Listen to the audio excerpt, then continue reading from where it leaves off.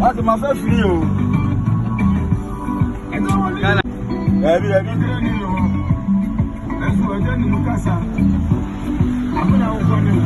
Watching Anna. Officer, I'm off of you. I'll be there second. I almost stop war. I don't want to go.